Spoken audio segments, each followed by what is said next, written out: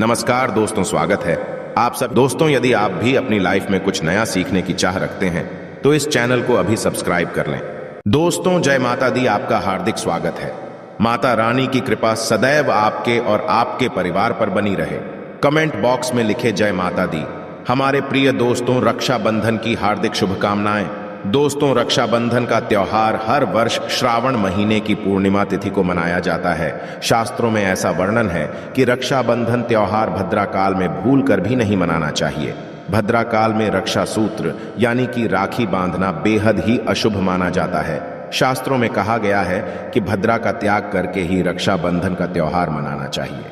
इसके साथ ही पूर्णिमा तिथि भी 2 दिन पड़ रही है, जिसके कारण रक्षाबंधन का त्योहार किस दिन मनाया जाए, इस पर बहुत ज्यादा ही उलझन की स्थिति है।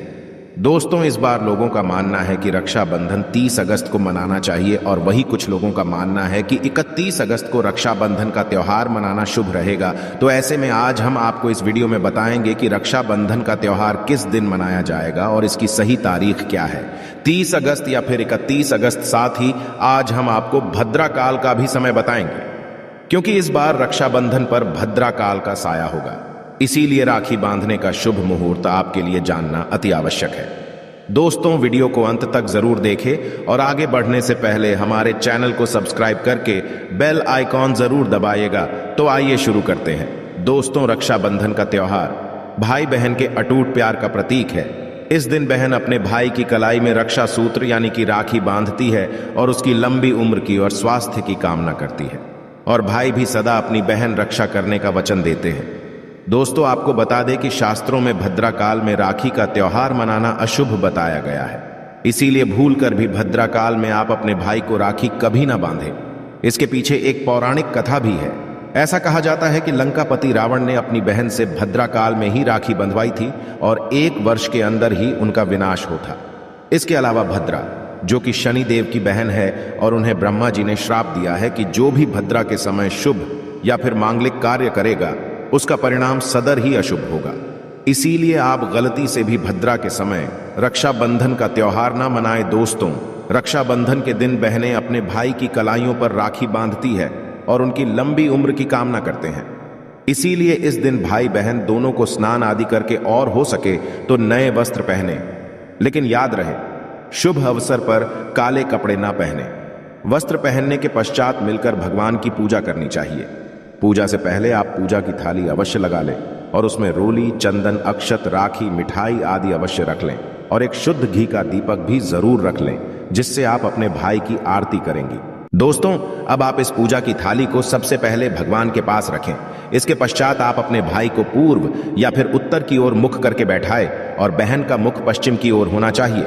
रक्षाबंधन पर सबसे पहले घर के मंदिर में पूजा पाठ हो जाने के पश्चात भगवान गणेश को राखी अवश्य बांधे और फिर अंत में भाई की कलाई के लिए थाली सजाए। फिर भाई को सबसे पहले तिलक करें, उन्हें रोली, चंदन और अक्षत लगाए, उनके ऊपर थोड़े से फूल छिड़के और अंत में भाई की आरती उतारे।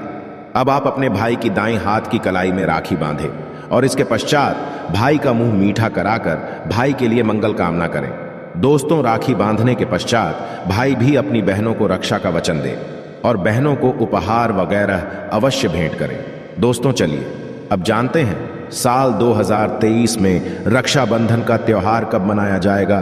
दोस्तों, पूर्णिमा तिथि की शुरुआत 30 अगस्त 2023 की सुबह 10:58 पर हो रही है और पूर्णिमा तिथि की समाप्ति 31 अगस्त 2023 की सुबह 7:46 पर होगी। हालांकि पूर्णिमा तिथि उदय तिथि में 31 अगस्त को पड़ेगी, लेकिन 30 अगस्त को पूरे दिन पूर्णिमा तिथि रहेगी।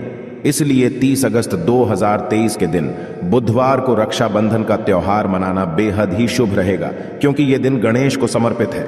भगवान गणेश को रक्षाबंधन और भाई दूज दोनों पर्वों में इन्हें पूजा जाता है।